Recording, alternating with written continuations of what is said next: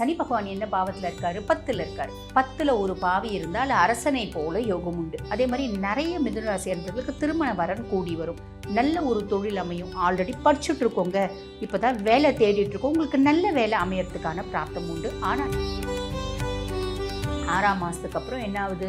குரு பகவான் வந்து பார்த்தீங்கன்னா 2ஆம் பாவத்தில் போய் உட்கார்றாரு. குடும்பத்தில் நிம்மதி, சந்தோஷம், மகிழ்ச்சி, குதூகலம், திடீர் தன பிராப்தி எல்லாமே இருக்கும். என்ன ஒரே ஒரு விஷயத்தில் நம்ம கவனமாக இருக்கும். ஃபுல் ஆன் பக்தி நேயர்களுக்கு வணக்கம். நான் டாக்டர் தீபா அர்லாலன். இன்றைக்கி நம்ம என்ன டாபிக் பற்றி டிஸ்கஸ் பண்ண போகிறோம் அப்படின்னா, தமிழ் புத்தாண்டு பலன்கள் தாங்க பார்க்க போகிறோம். என்னங்க, பொதுவாக வந்து பாருங்கள், 2025 ஆண்டு பலன்கள், 2026 ஆண்டு பலன்கள் இப்படின்னு தானே சொல்லுவாங்க. தமிழ் புத்தாண்டு பலன்களும் சொல்கிறீங்க அப்படின்னா கொஞ்சம், அதாவது சமீப காலமாக தான் வந்து பார்த்திங்கன்னா நம்ம இந்த ஜார்ஜியன் கேலண்டர் அப்படின்றத ஃபாலோ பண்ணுறோங்க. அதனால நியூ இயர் செலிப்ரேட் பண்ணுறோம். அதே மாதிரி 2025க்கான பலன், 26க்கான பலன் அப்படின்றது பார்க்குறோம். நம்ம தொன்று தொட்டு பயன்படுத்தி வந்தது என்ன அப்படின்னு தமிழ் புத்தாண்டை பேஸ் பண்ணி அந்த வருடம் முழுசும் எப்படி இருக்கும் அப்படின்றத பலன்களை வந்து பார்த்திங்கன்னா பகுத்தறியறது. அப்படி தான் வந்து பார்த்திங்கன்னா நம்ம தொன்று தொட்டு பல நூறு வருடங்களை பார்த்துட்டு வந்தது. சரி, அந்த விதத்தில் இந்த தமிழ் புத்தாண்டு இதை என்ன சொல்லுவாங்க அப்படின்னா பராபவ வருடம் அப்படின்னு சொல்லுவாங்க. இந்த பராபவ வருடம் அப்படிங்கிறது சூரியன் மீன ராசியிலிருந்து மேஷ ராசிக்கு ஏப்ரல் 14ஆம் தேதி காலை 9:40 மணிக்கு பயிற்சி ஆகிறாரு. அப்போ தான் வந்து பார்த்திங்கன்னா தமிழ் புத்தாண்டு ஆரம்பிக்குது. இந்த தமிழ் புத்தாண்டு ஆரம்பிக்கிறத பொறுத்து ஒவ்வொரு பிளானட்ஸும் என்னென்ன பாவத்தில் இருக்காங்க அப்படின்றத பொறுத்து இந்த புத்தாண்டு எப்படி இருக்குது அப்படின்றது பலன் சொல்ல போகிறோம். நேரத்தை வீண் பண்ணாமல் சட்டுன்னு உங்கள் ராசிக்கு என்ன மாதிரி பலன்கள் வரப்போகுது பார்த்துடலாம் வாங்க. மிதுன ராசி அன்பர்கள், உங்களுக்கு இந்த தமிழ் புத்தாண்டு எப்படி இருக்கும் அப்படின்னா, சனி பகவான் என்ன பாவத்தில் இருக்காரு? 10ல் இருக்காரு. 10ல் ஒரு பாவி இருந்தால் அரசனை போல யோகம் உண்டு. இங்கே 10ல் இருக்க பாவி யார்? சனி பகவான். டைரெக்டாக உங்களுக்கு சிம்மாசனமும் கிரீடமும் கொடுத்துருவாரா? கொடுக்க மாட்டார். காரணம் என்ன? சனிக்கு ஒரு கெட்ட பழக்கம் உண்டுங்க.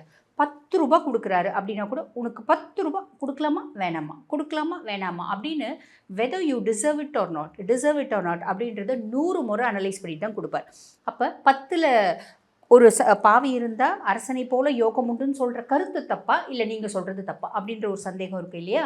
அதாவது கருத்தும் தப்பு இல்லை, நான் சொல்கிறதும் தப்பு இல்லை. 10ல் ராகு இருந்தால் அந்த கருத்து வந்து பார்த்திங்கன்னா அந்த பழமொழி உண்மையாகும்ல. ஆனால் சனி எந்த பாவத்தில் இருந்தாலும், அதிர்ஷ்டஸ்தானத்தில் இருந்தாலும், லாபஸ்தானத்தில் இருந்தாலும், தொழில் ஸ்தானத்தில் இருந்தாலும், தனஸ்தானத்தில் இருந்தாலும் அவனோட கேரக்டர் என்ன அப்படின்னா, அவனோட சைக்காலஜி என்ன அப்படின்னா ரொம்ப சிம்பிளுங்க.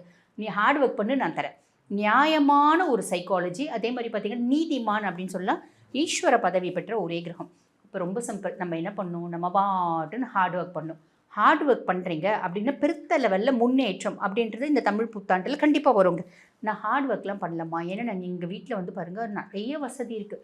நாங்கள் பெரிய செல்வந்தர் வீட்டு வாரிசுகள் அப்படின்னாலும், நாங்கள் பெரிய கோட்டீஸ்வரங்க அப்படின்னு நீங்கள் சொல்கிறீங்கன்னாலும், நான் கால் மேலே கால் போட்டுட்டு தான் உட்காருவேன். அதுக்கும் மேலே நான் மிதனம். Always smart work, no hard work அப்படின்னு நினைக்கிற பர்சனாலிட்டியாக இருந்தாலும், இந்த காலகட்டம் நீங்கள் ஹார்ட் ஒர்க் பண்ணுறீங்க அப்படின்னா உங்கள் தொழில் கிராஃப் வந்து பெரிய பீக்கில் போகுங்க. ஹார்ட் ஒர்க் பண்ணலை அப்படின்னா கீழே இறங்கிட மாட்டீங்க, அதே ஸ்டேஜஸில் இருப்பீங்க. ஆக சனியை புரிஞ்சிட்டு செயல்படுறது நல்லது. சரி, அதுக்கப்புறம் ராகு வந்து 9ஆம் பாவம், பாக்கியஸ்தானத்தில் ராகு. நிறைய மிதுன ராசி அன்பர்கள் வெளிநாடு போகிறதுக்கான பிராப்தம், கடல் தாண்டி இன்டர்நேஷ்னல் கரன்சிஸை கையாளுறதுக்கான பிராப்தம். யூஜி இங்கே முடிச்சிட்டிங்க, பிஜி வந்து பார்த்திங்கன்னா வெளிநாடு போய் படிக்கிறதுக்கான பிராப்தம். இது எல்லாமே நல்லது. என்ன, 6ஆம் மாதத்துக்கு அப்புறம் இதில் ஒரு காம்ப்ளிகேஷன் வரும். என்ன அப்படின்னா, இங்கேருந்து நம்ம வெளிநாடு படிக்க போவோம். அங்கே படிப்பில் வந்து நம்மளுக்கு கவனம் இருக்காது. நம்மளால் அந்த கிளைமேட்டை அடாப்ட் பண்ண முடியாது, அங்கே இருக்க லாங்குவேஜ் அடாப்ட் பண்ண முடியாது. அங்கே போய் படிக்காமல் திரும்பி வர்றதுக்கான வழியும் வாய்ப்பும் உண்டு. அப்பா தான் உங்களை ரொம்ப சப்போர்ட் பண்ணி அமைச்சிருப்பார். அப்பாவுக்கும் உங்களுக்கும் மனசார்ந்த, அதாவது மன ரீதியான பிரச்சனைகள், மனமுட்டம் அப்படின்னு வரதுக்கான வாய்ப்பு உண்டு.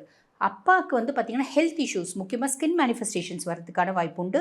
அப்பாவுக்கும் உங்களுக்குமான காம்ப்ளிகேஷனுக்கு இடையே யார் காரணமாக இருப்பா அப்படின்னு ஒரு லேடி காரணமாக இருப்பாங்க. அவங்க ஜஸ்ட்டு நட்பாக கூட இருக்கலாம். நம்ம அதை தப்பாக அனலைஸ் பண்ணிக்கலாம். ஆக இதிலெல்லாம் கவனம் அப்படின்றது வச்சுக்கோங்க. அதுக்கப்புறம் கேத்து 3ஆம் பாவத்திலே தான் இருக்கார். எனக்கும் என் தம்பி தங்கச்சிக்கும் கேப் அப்படின்றது தொடர்தாங்க செய்யுது. என் தம்பி தங்கச்சி வெளிநாடு போகணுன்னு பிளான் பண்ணுறாங்க. இந்த காலகட்டம் நாங்கள் செலவு பண்ணி ஃபாரின் அனுப்பிச்சோங்க அப்படின்ற ஒரு ஆப்பர்ச்சுனிட்டியும் இருக்குது. ஆல்ரெடி என் தம்பி தங்கச்சி வெளிநாட்டில் தாங்க இருக்குது. இந்த காலகட்டம் என் தம்பி தங்கச்சிக்கிட்ட நான் கேட்டேன், அப்பா எனக்கு கொஞ்சம் நான் வந்து வீடு கட்டலான் இருக்கேன், எனக்கு கொஞ்சம் காசு வந்து டைட் ஆகுது அப்படின்னும் போது அவங்க சப்போர்ட் பண்ணாங்க, சப்போர்ட்டிவாக இருந்தாங்க.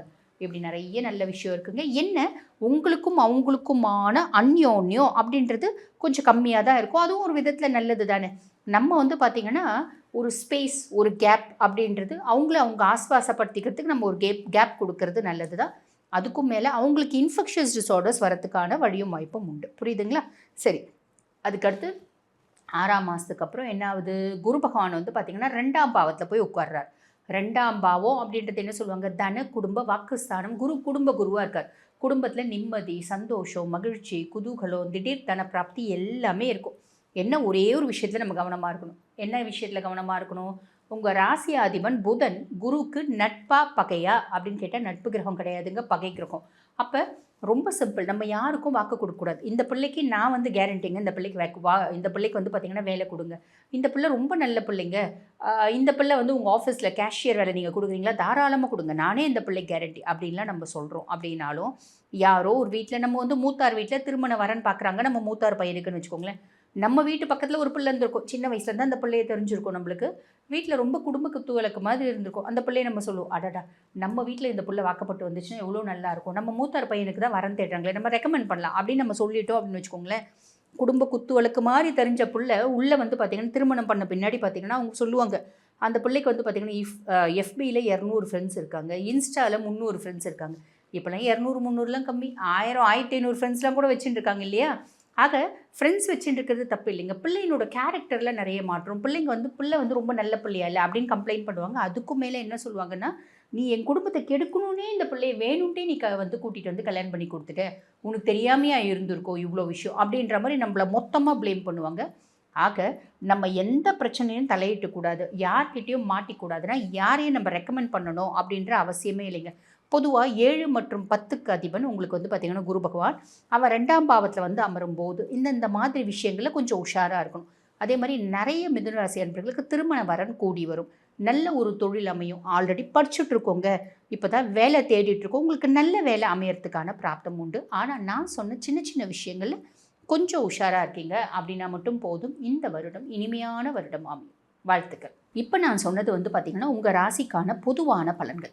இந்த பதிவை பார்த்துட்ருக்குங்கம்மா, நாங்கள் வாழ்க்கையில் பல முக்கியமான விஷயத்தை முடிவெடுக்கும் தருணத்தில் இருக்கோம். எப்போ நாங்கள் வீடு கன்ஸ்ட்ரக்ட் பண்ணுவோம், இந்த காலகட்டம் எங்களுக்கு வீடு அப்படின்றது கன்ஸ்ட்ரக்ட் பண்ணி ஆகுமா அப்படின்றது தெரிஞ்சுக்கணுன்னாலும், எங்கள் குடும்பத்தில் ஏகப்பட்ட பிரச்சனைகள் இருக்குது, அத்தனை பிரச்சனைகளும் இந்த வருஷமாவது ஓயுமா இல்லை தொடருமா அப்படின்றது தெரிஞ்சுக்கணுன்னாலும், என் பிள்ளைங்க நல்வழிப்படுத்தணும் அப்படின்னு கிட்ட கடவுள்கிட்ட வேண்டிகிட்டே இருக்கேன். நிறைய பிரச்சனைகள் அப்படின்றது பிள்ளைங்க வாழ்க்கை சார்ந்து, பிள்ளைங்களோட குணாதிசயங்கள் சார்ந்து இருக்குது அப்படின்றது தெரிஞ்சுக்கணும் அப்படின்னாலும், இந்த மாதிரி நிறைய கேள்விகளுக்கு பதில் எது மூலிமா தெரிஞ்சுக்கலாம் அப்படின்னா நம்ம சுய ஜாதகம் மூலிமா தாங்க தெரிஞ்சுக்கலாம். சுய ஜாதகம் தான் வந்து பார்த்திங்கன்னா இந்த எல்லா கேள்விகளுக்குமான இண்டெக்ஸ் அப்படின்னு சொல்லலாம். ஆக உங்கள் சுய ஜாதகத்தை பார்க்கணும் அப்படின்னு நீங்கள் விருப்பப்படுறீங்கன்னா, நான் பேசிகிட்டு இருக்கும்போதே எங்களோட வாட்ஸ்அப் நம்பர் டிஸ்பிளேயில் கொடுத்துருப்பாங்க. அந்த வாட்ஸ்அப் நம்பருக்கு கால் பண்ணி அப்பாயின்மெண்ட் ஃபிக்ஸ் பண்ணி என்கிட்ட பேசிக்கலாம். தேங்க்யூ.